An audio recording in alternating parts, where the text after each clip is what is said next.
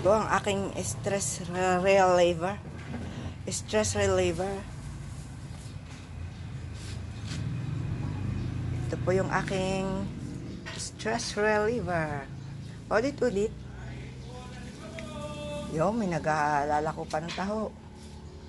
Hipon pala yun, alimango. Hindi maganda ang kuha dito nito. Tingnan nyo po naman yan. Oh. Pag nakikita ko yan sa umaga, parang hindi maganda yung against the light po. Ito na po yung Birkin ko. Kambal-kambal siya. Mamarkot ko na yan after 1 month. Medyo nasa laho ang aking mga philodendron. Yan, yung aking sakso. Yun po yun. Lumiit na yung lumiit na ho yung aking princess orange. Hindi ko na napapabayaan ko na ho sa kakaltog. Ayan, ganda na ng aking mga Snow White. Akin po yung tuwan-tuwa po ako dyan pagka nakahilira yung Snow White na yan.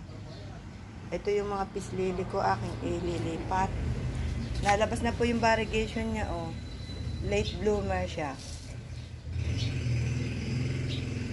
Ito pa yung aking napaka-cute, super cute na halaman.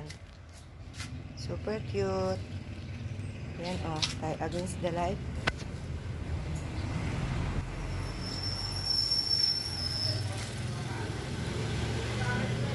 Update na konti. Yan.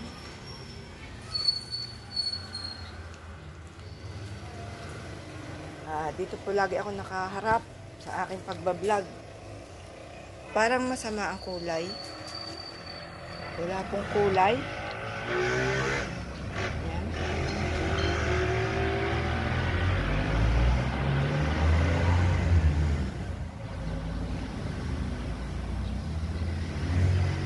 Ito yung aking ililipat na din. Oh. Ang ganda-ganda niya. Pink at saka green. Pink at green. Napakaganda po na. Yan yung aking isang allocation nga ba yan? Ano bang tawag dyan? Hindi ko maintindihan yan. May pang-resort. Pang-resort po yan.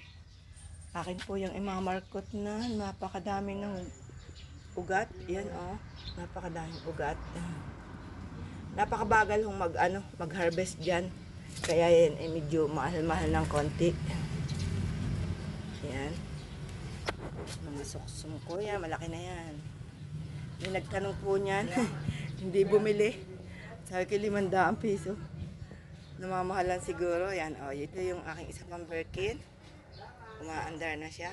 Umaandar. Yan.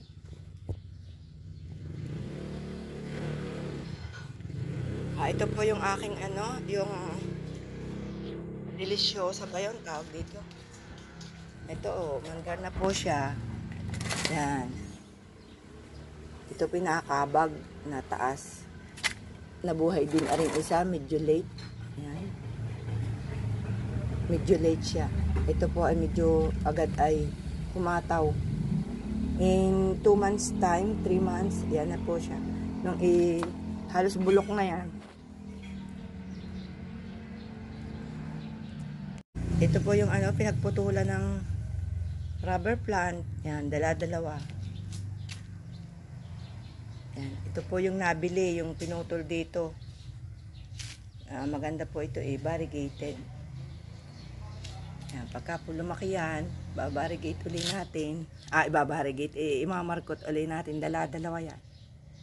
Pero matagal-tagal, mga 4 months pa to. Ito po ang aming iniisip ni Mang yan. Ng bugambilyang pababa.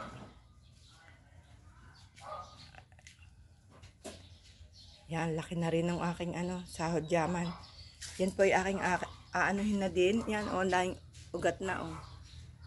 Mag-harvest na po tayo dyan. Ngayong mga tag-ulan. Sa mga January.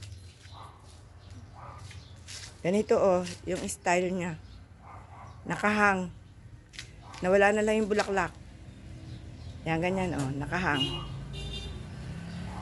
Dahil nagtag-ulan. Yan. So, nakahanda na ni Mang yan yung ano ko. Kinakain ho ng Maya ang aking mga halaman. Ganda-ganda po ng aming, ano tawag dyan? Palmera. O, akyat kayo, akyat. Aking mga money plant. Yan.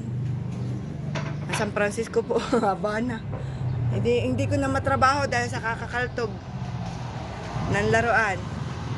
Yan. O, hindi ko na maiayon yung aking mga money plant. Nagkalat na po sila. Ito siya, oh. Hanging-hanging na siya. Tsaka kami po ay nagtatanim ng bugambilya, yung iba't ibang kulay. Ito hindi bumulaklak.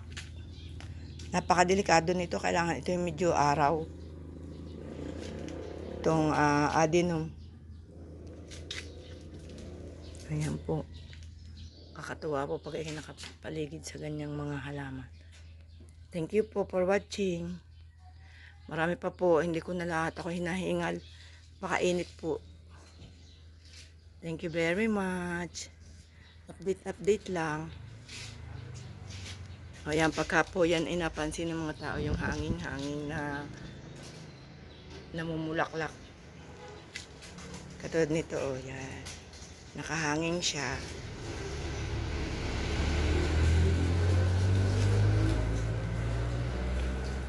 Para hindi lagi mahirap mag-isod-isod ng mga paso. Thank you po, thank you. Mama.